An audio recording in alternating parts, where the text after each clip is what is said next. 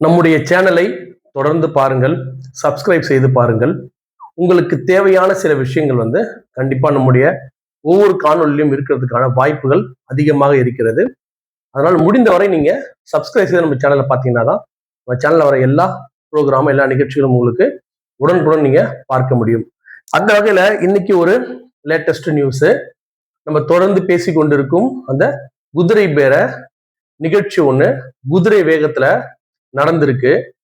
நம்ம ஏற்கனவே சொல்லியிருந்தோம், பல காணொலியில சொல்லியிருந்தோம், ஏன் அதிமுகவும் திமுகவும் சேர்ந்து ஆட்சி அமைக்க கூடாது அப்படின்னு சொல்லிட்டு அதற்கான சில பூர்வாங்க வேலைகள் ஃபர்ஸ்ட் நடந்தது. அது நீங்க எல்லாம் சும்மா அந்த தலைவர்கள் தங்களை ஏமாத்திக்கிறாங்க. தொண்டர்கள் விரும்ப மாட்டாங்க, அவங்க நம்மளுடைய ஓட்டர்ஸ் விரும்ப மாட்டாங்க, நம்ம 2 பேரும் சண்டை போட்டுனே தான் இருக்கணும், அதெல்லாம் ஒண்ணும் கிடையாது. அது அண்ணன் தம்பி சண்டை போடுவாங்க, தேவைப்படுவோம் சண்டை போட்டுப்பாங்க, தேவைப்படுவோம் ஒன்னாக்கிப்பாங்க. அதனால நீங்க அந்த பெரிய தலைவர்கள் இந்த 2 கட்சிகளும் இணைந்து ஏதோ ஒரு கட்சி தான் ஆட்சி செய்ய போது, ஒரு கட்சி வெளில இருந்து ஆதரவு தரப்போகுது. இந்த மாதிரி ஒரு விஷயம் நடக்கும்போது கண்டிப்பா எந்த தொண்டரும் எந்த மக்களும் இதை கண்டு அவங்க என்ன பண்ண மாட்டாங்க, அஞ்சவோ இல்லைன்னா அந்த கட்சி வெறுக்கவோ மாட்டாங்க. ஏன்னா இப்ப ஒரு 3வது சக்தியோட வந்திருக்கு. அது உண்மையா ஒரு தூய சக்தியா இருக்கிற பட்சத்துல பொதுமக்களும், ஏன்னா ஒரு அரசியல்வாதிகளுடைய அரசியல் கட்சியோட முக்கியமான வேலை என்னன்னா பொதுமக்களை பாதுகாப்பது தான் அரசியல் கட்சியோட முக்கியமான வேலை.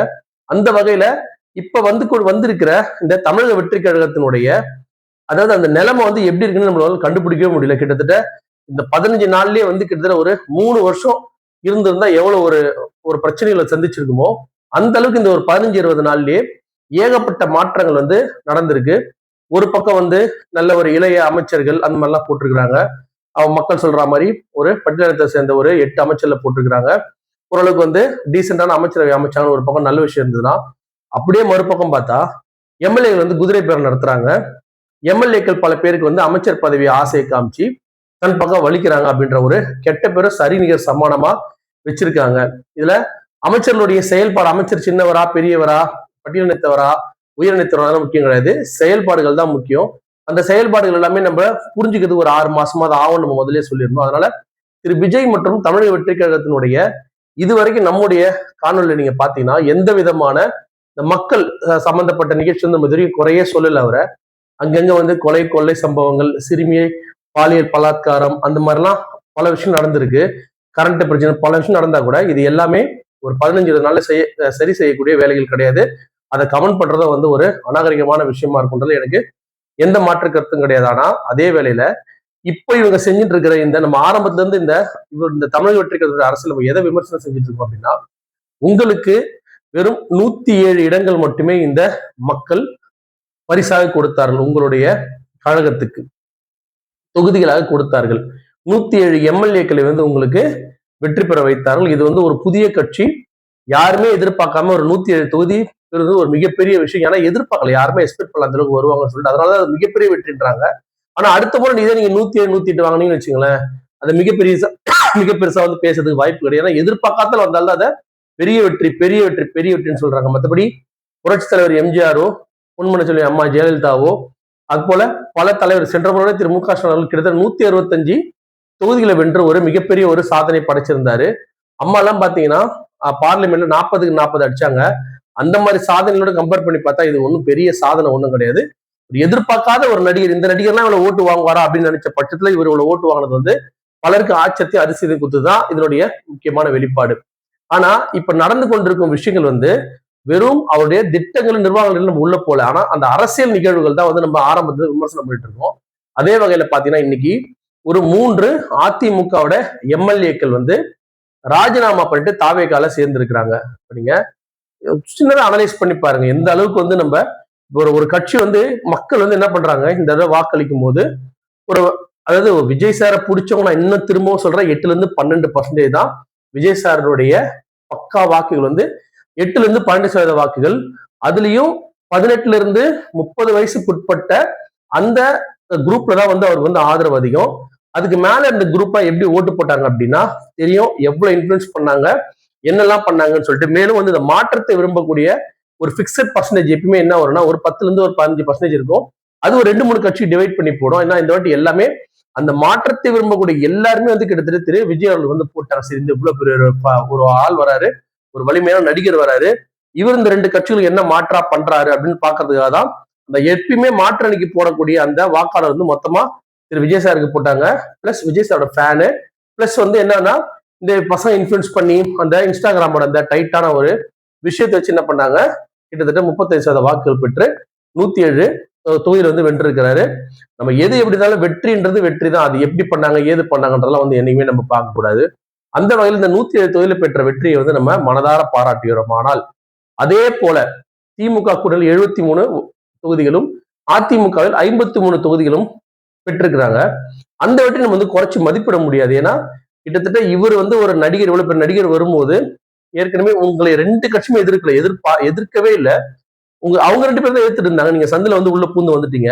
அந்த வகையில நீங்க வாங்கின இத்தனை வாக்குகள் மத்தியிலையும் அவர் 53 தொகுதியில் திரு அதிமுக திரு எடப்பாடி பழனிசாமி ஐயா வாங்கினது என்ன பொறுத்தவரைக்கும் மிகப்பெரிய விஷயம். வந்து நாம திமுக அதிமுக 2 ஃபைட் இருந்தா கூட ஒரு 200 தொகுதி திமுக கைப்பற்றும், ஒரு 34 தொகுதியை தான் அதிமுக கைப்பற்றும் எதிர்பார்த்த நேரத்துல கிட்டத்தட்ட அதிமுக 53 தொகுதிகளை கைப்பற்றி நம்ம இன்னும் ஒரு மிகப்பெரிய சக்தியா இருக்கணும் அப்படின்றத வந்து இந்த தமிழ்நாட்டுக்கே காட்டினாரு திரு எடப்பாடி பழனிசாமி அவர்களும். பெரிய வசீகரம்லாம் ஒண்ணும் இல்லை அவருக்கு. அம்மாவும் புரட்சியாளர் எம்ஜிஆர் கொடுத்த கட்சியை வந்து தொடர்ந்து நடத்தி கொண்டு போற ஒரு வீரனா எனக்கு இன்னைக்கு கண்ணுக்கு தெரியுறாரு. ஏன்னா இத்தனை எதிரிகள் வந்து அவரை சுத்தி சுத்தி இருக்கிறாங்க. ஒரு காலத்துல வந்து பாத்தீங்கன்னா அவர் தான் மத்தவங்க வந்து என்ன பண்ணாரு, டாமினேட் பண்ணாரு. அவர் வந்து ரொம்ப ஒரு உயர்நிலையில இருந்தாரு. அவர் மேல எல்லாருக்குமே வந்து ஒரு கோபம் இருந்தது. ஆனா இப்போ எல்லாருக்குமே அவர் மேல வந்து ஒரு பரிதாபமும் ஒரு வேற மாதிரியான ஒரு வைபம் அவர் மேல வர்றதுக்கு காரணம் என்ன, தன்னந்தனி மனிதனா தைரியமா எப்படி வந்து புரட்சியாளர் அம்மா வந்து எவ்வளவு தைரியமா அந்த கட்சியை ஒரு ராணுவ கட்டுப்பாடு நடத்தினாங்களோ அதே போல யார் இருந்தாலும் என்ன பிரச்சனை கிடையாது, நான் என் கட்சி நடத்துவேன். எனக்கு கிட்ட 53 ஜெயிச்சிட்டாரு. இந்த தேர்தலே வந்து ரொம்ப வந்து கஷ்டமான ஒரு தோல்வி சந்திச்சு திமுக, அந்த அதிமுக கிடையாது. திமுக கிட்டத்தட்ட 165 மேல பெற்றிருந்த தொகுதி வந்து அப்படியே 73 குறையிறாங்க. இவர் வந்து 66 பிளஸ் 75 இருந்த அந்த டோட்டல்ல வந்து கிட்டத்தட்ட 53, இவர் 22 தொகுதி தான் குறையுது. ஆனா குறையுது. ஆனா அங்க பாதிக்கும் மேற்பட்ட தொகுதியில் வந்து திமுக குறையுது. சோ இந்த இடம் வந்து அதிகமான தோல்வி செஞ்சது திமுக தான், அதிமுக கிடையாது. ஆனா திரு விஜய் அவர்களுக்கு வந்து இப்ப இந்த 5 வருடம் ஆட்சி நடத்துறதுக்கு வந்து எதிரியா இருக்கக்கூடியவர் யாருன்னு கேட்டீங்கன்னா திரு எடப்பாடி பழனிசாமி அவர்கள் தான். அதனாலதான் திரு எடப்பாடி பழனிசாமி ஐயா வந்து உடைக்கணுன்றதுக்காக தான் அவர் என்ன பண்றாரு, திமுக கட்சி வந்து யாரையும் வந்து அந்த எம்எல்ஏ இந்த எம்எல்ஏ திருடணும் நினைச்சா பண்ணலாம். ஏன்னா அவங்களோட பணம் இருக்கு, அவங்க என்ன பண்ணலாம், பிளான் பண்ணலாம். ஆனா திமுக அவருடைய எம்எல்ஏகள் அந்த அளவுக்கு வருவாங்களா அப்படின்ற ஒரு சந்தேகமான விஷயம் தான். அதிமுக இந்த விஷயத்துல எப்பயுமே இந்த பிளவுபட்டு அது ஏற்கனவே அந்த மாதிரி ஒரு கட்சியா இருந்தால்தான் அங்கிருந்து என்ன பண்றாரு, கிட்டத்தட்ட ஒரு 25 எம்எல்ஏ வந்து பிரிக்கிறாரு. அது காரணம் என்னன்னா திரு இபிஎஸ் அவருக்கு மட்டும் 47 எம்எல்ஏ பிளஸ் 6 கூட்டணி கட்சி 53 பேர் இருந்தாங்கன்னா என்னைக்குமே இந்த 5 வருட ஆட்சி வந்து திமுக நம்மளோட விஜய் சார் நடத்துறதுக்கு வந்து மெயின் எதிரே வந்து திரு எடப்பாடி பழனிசாமி அவர்கள் தான். ஏன்னா முக ஸ்டாலின் சார் வந்து டீசென்டான ஆளு. அதுல இன்னொரு அடுத்த காலில் சொல்லுவேன் எப்படி வந்து இதே மாதிரி சுச்சுவேஷன் வந்து எப்படி 2016 ஏற்படும் போது எப்படி ஒரு கட்சி நடந்துச்சு, எப்படி திரு கலைஞர் அவர்கள் 1996 சிறுபான்மை அரசு மைனாரிட்டி அரசு நடத்தும் போதும் எவ்வளவு டீசெண்டா நடந்து நம்ம இன்னொரு காணொலி இப்ப நம்ம பேச போறோம். நான் டைம் இருந்து அந்த காணொலியும் பாருங்க. அதுல இதை பத்தி முழு விவரத்தை நான் தரேன் உங்களுக்கு. அந்த வகையில இப்ப என்ன பண்ணிட்டாருன்னா அந்த 25 தொகுதிகளை வந்து கொண்ட அதிமுக எம்எல்ஏக்களை வந்து அணிமாற வைக்கிறாரு. அணிமாற வச்சு அதுல மறுபடியும் ஒரு 3 எம்எல்ஏக்கள் என்ன பண்றாரு, இதுதான் ஒரு போட்ட பிளான். ஃபர்ஸ்ட் என்ன பண்றாரு, 25 எம்எல்ஏ தனியா பிரிச்சு ஒரு பிளான் பண்றாரு. அது வந்து ஒரு கெட்ட பேர் வர மாதிரி இருக்கு. அதிமுக அவங்க உள்ள வந்தாங்கன்னா அவங்களோட ஒரு 3-4 கட்சிகள் சேர்ந்தாங்க இல்லையா, ரொம்ப ரொம்ப பயங்கரமான ஒரு அவங்களே நினைச்சுக்கிறாங்க அவங்க நம்ம மாதிரி ஒரு சிறந்த கட்சி எதுவுமே இல்லைன்னு சொல்லிட்டு ஒரு 5 கட்சி நடிச்சிட்டு இருக்கு. அதுதான் காங்கிரஸ், விடுதலை சிறுத்தைகள், சிபிஐ, சிபிஎம் மற்றும் ஐயுஎம். இந்த 5 கட்சியும் என்ன பண்றாங்க, விஜய் சார் மாதிரி ஒரு சூப்பர் ஆள் இல்லை அப்படின்னு சொல்லிட்டு இந்த எந்த கட்சியில ஓட்டு வாங்கினாலும் அந்த கட்சிக்கு உண்ட வீட்டுக்கு ரெண்டகம் பண்றதுன்னு சொல்லுவாங்க. பண்ணலாம், எல்லாம் கொஞ்சம் கால நேரம் கொஞ்சம் டைம் எடுத்தாது பண்ணலாம். திரு ஸ்டாலின் அவர்கள் என்ன சொல்றாரு கேட்டுக்கிட்டு கொஞ்சம், ஏன்னா அவர் தான் முதலமைச்சர் வாக்களிச்சாங்க. அது வந்து நம்ம என்ன பண்றது, நம்மளுடைய மக்களுடைய புலம்பதான் முடியும். மக்கள் வேற எதுவுமே பண்ண முடியாது. வாக்களிச்சது அப்புறம் அடுத்த 5 வருஷம் புலம்பணும், மறுபடியும் வாக்களினோம், மறுபடியும் புலம்பணும். இதான் மக்களுடைய வேலை. அந்த வகையில பாத்தீங்க அப்படின்னா அந்த முதல்லயே சென்ற அந்த 13 எம்எல்ஏக்களுக்கு அப்புறமா இப்போ அதிமுக இந்த 25 எம்எல்ஏல 5 பேர் மட்டும் அதிமுக போய் சேர்ந்துடுறாங்க.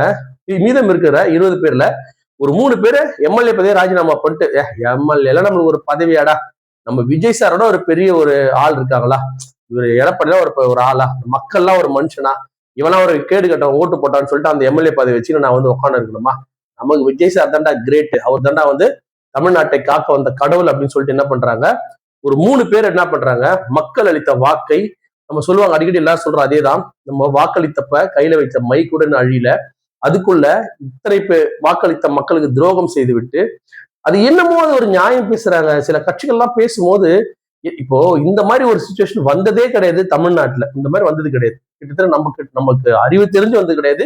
விவரம் தெரிஞ்சவரு வர 1967 இவர் சொல்றாரு. அதுல இருந்து அந்த மாதிரி சுச்சுவேஷன் வந்தது கிடையாது. இந்த மாதிரி ஒரு சுச்சுவேஷன் வரும்போது நமக்கு 107 எம்எல்ஏ தான் வந்தது. நமக்கு மக்கள் அறுதி பெரும்பான்மை தரல. நான் இந்த முறை முதல்வராக இருக்க விருப்பப்படவில்லை. இன்னைக்கு எப்ப 112 பேர் தரல, அப்ப நான் முதலமைச்சராக இருக்கிறேன்னு சொல்லி அந்த விஜய் சொல்லிட்டு வேற என்ன ஆட்சி அமைக்க முடியும், அமைங்க இல்ல கவர்னர் ஆட்சி வச்சு 6 மாசம் எலெக்ஷன் நம்ம தேர்தலை சந்திக்கணும்னு சொல்லியிருந்தாருன்னா எங்கேயோ போயிருப்பாரு.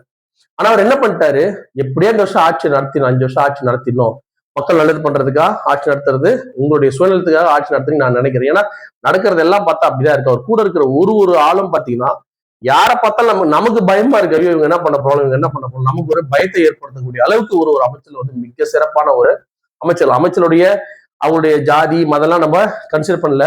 நான் ஜென்ரலா சொல்றது என்னன்னா அவங்களுடைய அந்த ஆளுங்களை பார்த்தா நமக்கு கொஞ்ச நாளைக்கு திக்கிட்டு அப்புறம் அது நம்மளுக்கு பழகிடும் அப்படின்னு ஒரு படத்துல நம்ம இவர் சொல்ற மாதிரி ஒரு வருஷத்துல நம்ம ஒரு வருஷம் மட்டும் பயமா இருக்கும், அதுக்கப்புறம் அது பழகிடும் அப்படின்ற மாதிரி நமக்கு பழகிடும், கொஞ்ச நாள்ல பழகிடும்.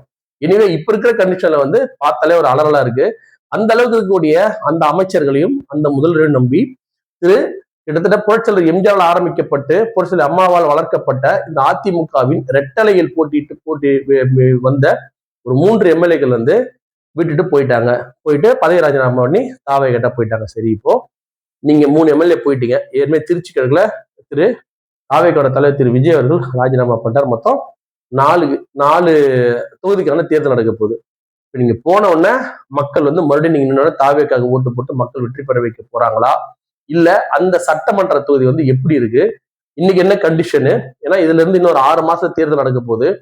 எப்படி இருந்தாலும் தாவேக்காக்கு விழுந்த அதிகபட்ச வாக்குகள், ஏன்னா இந்த முறையாவது நாங்க சொல்றது வந்து நடக்கணும். ஏன்னா சென்ற முறை நாங்க சொல்றது நடக்கல. காரணம் என்ன அப்படின்னா அந்த கட்சி நம்மளால, நான் மட்டும் இல்ல விஜய் சாரே வந்து நம்பியிருக்க மாட்டார் இவ்வளவு வாக்குகள் வாங்கும்னு சொல்லிட்டு. அதனால யாருமே நம்பாத ஒரு சூழல்ல யாராலையுமே சரியா கணிக்க முடியல. இந்த முறை வந்து ஓரளவுக்கு வந்து சரியா கணிச்சிருவோம் நாங்க நம்புறோம். அந்த வகையில பார்த்தோம் அப்படின்னு சொன்னா இந்த நம்முடைய இப்ப இவங்க ராஜினாமா செய்த 3 எம்எல்ஏக்கள் ராஜினாமா செஞ்சாங்க. அந்த 3 தொகுதியில இன்று நிலவரம் எப்படி, இது மறுபடியும் வந்து தாவேக நினைக்கிற மாதிரி போட்டிட்டா வெற்றி அடைஞ்சிட முடியுமா, இல்லைன்னா வந்து மீண்டும் அதிமுகவுல வேற ஒரு எம்எல்ஏவோ இல்ல திமுக வெல்றதுக்கான வாய்ப்பு இருக்கு அப்படின்றத நம்ம இந்த காணொலியில பார்க்க போறோம். அந்த வகையில நம்ம பார்க்கக்கூடிய முதல் தொகுதி வந்து மதுராந்தகத்துல இப்போது தற்சமயம் எம்எல்ஏவா இருந்தவங்க, இன்னைக்கு காலையில இருந்தவங்க இப்ப இல்ல, அவங்க மரகதம் குமரவேல் அப்படின்ற ஒரு பெண் எம்எல்ஏ வந்து நம்முடைய தமிழக வெற்றி கழகத்தை விட 7194 வாக்குகள் தான் அதிகம் பெற்றிருக்கிறாங்க.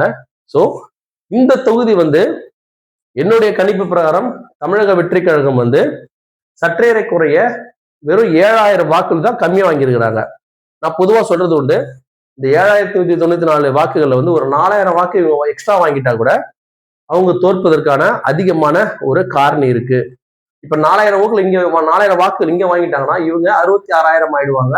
அங்க 4000 குறைஞ்சா அவங்க 66 ஆயிடும், அது 65 ஆயிடும், 65,000 1000 வாக்கு வித்தியாசத்துல தமிழக வெற்றி கழகம் வெற்றி பெற்று விடலாம்.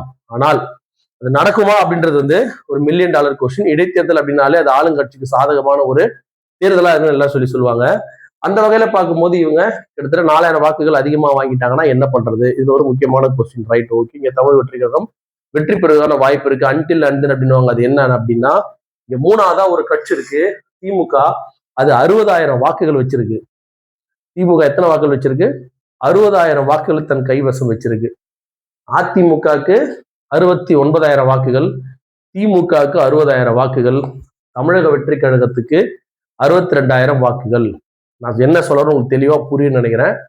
இது இந்த கேம் வந்து ஸ்டார்ட் பண்ணி வச்சுட்டாங்க. இந்த கேமை வந்து திமுக அதிமுக அவ்வளவு சாதாரணமாலாம் விட்டுறாது. அவ்வளவு சாதாரணமா ஒரு பிளேயர் வந்து அரசியல்ல வந்து நேத்து வந்தவங்களுக்கே இவ்வளவு தெரியுதுன்னா அதுலயே ஊறி வாழ்ந்து போனவங்களுக்கு எவ்வளவு தெரியுன்றத நீங்க இந்த தேர்தல் நடக்கும் போது பாப்பீங்க. இந்த 2 கட்சியில ஒரு கட்சியில அட்ஜஸ்ட் ஆகும். ஒண்ணு திமுக போட்டி போடாம இருக்கும், அதிமுக கண்டிப்பா போட்டி போடும். திமுக போட்டி போடாம இருக்கிறதுக்கான அதிகமான வாய்ப்புகள் இந்த தொகுதியில ஏற்படும். என்ன காரணம் சொல்லுவாங்கன்னா, இது நம்மளும் போட்டி போட்டு அந்த கட்சியை உடைக்க கூடாது அப்படின்ற என்ன ஒரு காரணத்தை சொல்லி இந்த இடைத்தேர்தல் அதிமுக எம்எல்ஏக்களுக்கான அவங்களுக்கு துரோகம் பண்ணாங்க, அந்த வருஷம் தலையிட போறதுல ஏதோ ஒரு காரணம் சொல்லி திமுக இந்த தேர்தலை விட்டு விலகிவிட்டால் இங்க விழுந்த வாக்குகள் பாருங்க, கிட்டத்தட்ட 60,000 வாக்குகள். அந்த 60,000 வாக்குகள், திமுகவோட 60,000 வாக்குகள் அப்படியே எக்காரத்தை கொண்டும் தாவேக்காக்கு விழுவதற்கான வாய்ப்பே கிடையாது. ஏன்னா திமுகவை அந்த அளவுக்கு இவங்க என்ன பண்ணிருக்கிறாங்க, அகேன்ஸ்ட் பண்ணிருக்கிறாங்க.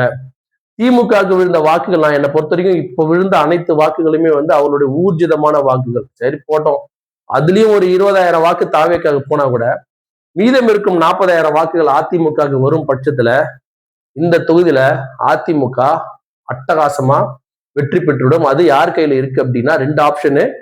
திமுக இந்த தொகுதியை விட்டு கொடுக்க வேண்டும், போட்டி போறதில்லை அப்படின்னு சொல்லி விட்டு கொடுத்துட்டாங்க அப்படின்னா அதிமுக ரொம்ப சாதாரணமா ஜெயிச்சிடும். இங்க இருந்து ஒரு 20,000 வாக்குகள் தாவேக்காக விழுந்தா கூட, திமுக 20,000 வாக்குகள் தாவேக்காக விழுந்தா கூட இங்க நம்முடைய அதிமுக வெற்றி பெறும். 3வது ஆப்ஷன் திமுகவுக்கு 60,000 வாக்குகள், தாவேக்காக்கு 62,000 வாக்குகள், அதிமுக 70,000 வாக்குகள்.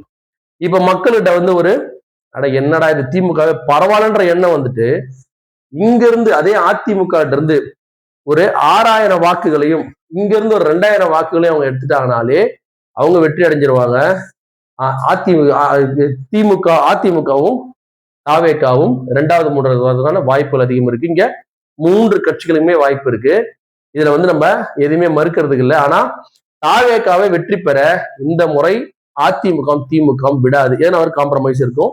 அடுத்த தொகுதி நம்ம பாக்குறது பாத்தீங்கன்னா பெருந்துறை. இதுல பாத்தீங்கன்னா ஃபர்ஸ்ட் பிளேஸ் பாருங்க, அனைத்து இந்திய அண்ணா திராவிட முன்னேற்ற கழகம் 70,302 வாக்குகள், திமுகவை விட 9,693 வாக்குகள் வாங்கியிருக்காரு இந்த ஜெயக்குமார் அப்படின்னு சொல்லக்கூடிய எக்ஸ்எம்எல்ஏ. 2026 வந்த எக்ஸ்எம்எல்ஏ.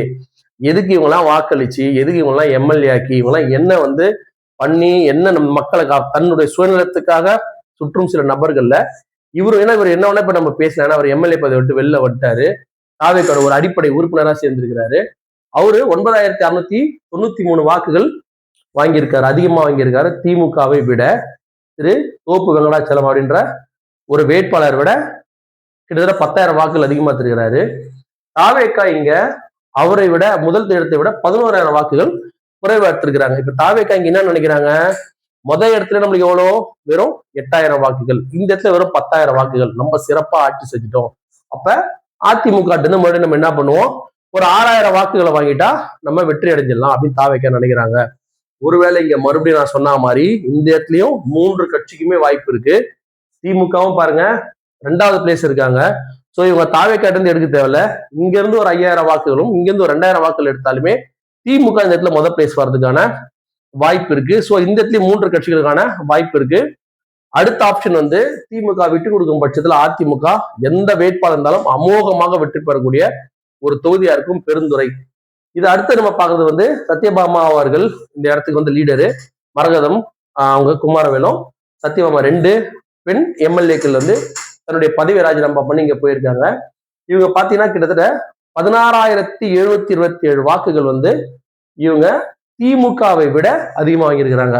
இந்த 3 தொகுதியில 2 தொகுதி 3 பேருமே சற்றேற குறைய மோரார்லெஸ் ஒரே பலத்துல இருந்தாங்க. ஆனா இந்த இடத்துல பாத்தீங்கன்னா கிட்டத்தட்ட திமுக அதிமுக ஒரே பலத்தோடு இருக்கு. தாவேகா கிட்டத்தட்ட 35,000 வாக்குகள் குறைவா இருக்கு அதிமுகவை விட. அப்ப இந்த இடத்துல தாவேகா வெற்றி பெறுவதற்கான வாய்ப்புகள் மிக மிக மிக மிக மிக மிக குறைவு, ரொம்ப சொற்பம் தான். அப்ப இந்த 2 கட்சிக்கான ஒரு விஷயமா தான் இருக்கும் இந்த தொகுதியில. அப்ப இந்த 3 தொகுதி எடுத்ததுல ஒரு 2 தொகுதி தாவேக்காவுக்கு ஓரளவுக்கு வாய்ப்பு தரும். எப்பனா இவங்க ஆட்சி சிறப்பா இருந்து மக்களுக்கு முதல்ல இருந்த மாதிரி ஒரு அலை இருந்தது அப்படின்னு சொன்னா நிச்சயமா ஒரு வாய்ப்பு இருக்கும். ஆனால் திமுக அப்படின்ற ஒரு பிளேயர் அந்த 2 தொகுதியில போட்டி போட்டாங்க அப்படின்னா திமுகவும் கிளிக் ஆக வாய்ப்பு இருக்கு, அதிமுகவும் கிளிக் ஆக வாய்ப்பு இருக்கு. அந்த 2 தொகுதியில 3 கட்சியுமே கிளிக் ஆக வாய்ப்பு இருக்கு. திமுக ஒதுங்கும் பட்சத்தில் அதிமுக அமோக வெற்றி பெறும். அந்த 2 இடத்த தமிழக வெற்றி கழகம் வெற்றி பெறுவதற்கான வாய்ப்பு இழந்துவிடும். அதே மாதிரிதான் இங்க அங்க திமுக விட்டு கொடுக்கும், இங்க திமுக விட்டே கொடுக்கலனா கூட இந்த தொகுதியில தாவேகா வெற்றி பெறுவதுன்றது சாதாரணமாக நடக்கக்கூடிய ஒரு விஷயமாக இல்லை இந்த தாராபுரம் தொகுதியில. அடுத்து நம்ம இடைத்தேர்தல் நடக்க போற 4வது தொகுதி நம்முடைய தாவேக்காவுடைய இன்றைய முதல்வர் திரு விஜய் அவர்கள் போட்டி போட்டு வெற்றி பெற்ற திருச்சி கிழக்கு நம்ம ஏற்கனவே பேசியிருக்கிறோம் இந்த தொகுதியை பத்தி. இருந்தாலும் இடைத்தேர்தல் இந்த தொகுதி சேர்த்து பேசிடுவோம். 27,416 வாக்குகள் தாவேக்கா அதிகமாக பெற்ற ஒரு தொகுதி. இந்த தொகுதியில இரண்டாவதா வந்து திராவிட முன்னேற்ற கழகம், மூன்றாவது அண்ணா திராவிட முன்னேற்ற கழகம். இந்த இடத்துல பாருங்க அதிமுக, திமுக. சப்போஸ் அதிமுக இங்க வெறும் இந்த தொகுதி வெறும் அதிமுகவுடைய உறுப்பினர் மட்டும் தான் வாக்களிச்சிருப்பாங்க நினைக்கிறேன். எந்த பொதுமக்களும் இங்க வாக்களிச்சிருக்க வாய்ப்பு கிடையாது. சோ இந்த 19,000 உறுப்பினர்கள்ல ஒருவேளை இங்க அதிமுக போட்டியிடல அப்படின்னா அங்க எப்படி திமுக போட்டியிடாம இங்க அதிமுக ஒரு புரோஜனம் கிடையாது. 20,000 வாக்குகள் வச்சவங்க திமுக வந்து ஒரு கெட்ட பெயரை உருவாக்க விரும்ப மாட்டாங்க. அப்ப இந்த 20,000 வாக்காளர்கள்ல ஒரு 15,000 வாக்காளர்கள் அதிமுகவும் 5,000 வாக்காளர்கள் திரு ஜோசப் விஜய்க்கு வாக்களிச்சா கூட ஒரு 96,000மும் இவங்க கிட்டத்தட்ட பாத்தீங்கன்னா 63 இருந்து ஒரு 78 வரலாம். அப்ப 87 ஒரு 16,000 வாக்குகள் வித்தியாசப்படும். அப்ப திரு விஜய் அவர்கள் வந்து அங்க ஒரு தலைவரா போட்டி போடும்போது அதிகமான வாக்குகள் விழுந்திருக்கும். ஒருவேளை வந்து அவர் வந்து ஆன்டி கம்பர்ஷன் கொஞ்சம் அதிகமா இருக்கு அப்படின்னு சொன்னா இப்போ ஒரு சாதாரண வேட்பாளர் தான் அங்க போட்டி போடுவாரு. போட்டி போடும் பட்சத்துல அங்கிருந்து இன்னொரு 10,000 வாக்குகள் திமுக ஒரு இந்த இடத்துல 2 விஷயம் நடக்கணும் திமுக வெற்றி பெறதுக்கு. ஒண்ணு, அதிமுக போட்டி போடாமல் அதிமுகவோட அந்த உண்மையான தொண்டர்கள் மட்டும்தான் வந்து வாக்களிச்சிருப்பாங்க. அவங்க கூட அவங்க யாராவது அவங்களுக்கு கண்டிப்பா தெரியும். அந்த தொகுதி முழுக்க பர்சனலா பேசி நீங்க திமுக வாக்களின்னு சொன்னா கூட எல்லாரும் வாக்களிக்க மாட்டாங்க. ஒரு 15,000 பேர் வாக்களிச்சா கூட இங்க கிட்டத்தட்ட 78,000 ஆயிடும். 5,000 வந்து தாவேக்காக போட்டா கூட 96,000 ஆகும். ஆனா அதே நேரத்துல தாவேக்கா வந்து ஒரு முதலமைச்சர் வேட்பாளர் அப்படின்னும் போது கண்டிப்பா ஒரு 10,000 15,000 ஓட்டு அவருக்கு அதிகமா தான் விழுந்திருக்கும். அந்த வாக்குகள்ல ஒரு 10,000 வாக்குகள் சிதறி இந்த திமுக அதோட இங்கேயும் திமுக வெற்றி பெற வாய்ப்பு இருக்கும். ஒருவேளை இந்த 4 தொகுதியிலும் தாவேக்கா வெற்றி பெறாமல் போனால் தாவேக்காவோட ஆட்சி தொடருமா என்பது ஒரு மிகப்பெரிய கேள்விக்குறியாக மாறிவிடும்.